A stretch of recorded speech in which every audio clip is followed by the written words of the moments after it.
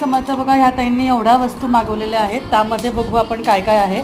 बघा, शुभमंगल प्लेट आहे प्रसाद ठेवण्याकरता, अभिषेक करण्याकरिता किंवा गुढीचा आता बघा नैवेद्य वगैरे आपल्याला दाखवायचा आहे, तर विविध प्रकारचं नैवेद्य किंवा वेगळ्या गोष्टींसाठी, अभिषेकसाठी, कुंकुमार्चनसाठी सुंदर अशी प्लेट जी आहे शुभमंगल प्लेट याला आपण म्हणतो.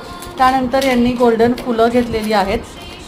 चैत्र वैशाख बघा, आता नवीन वर्ष सुरू होणार आहे, त्यामुळे चैत्र वैशाख आपला मराठी महिन्याचं मॅग्नेट त्यांनी हे घेतलेलं आहे. आपल्याकडे ही पाटी पण मिळते आणि मॅग्नेटही आपल्याकडे आहे.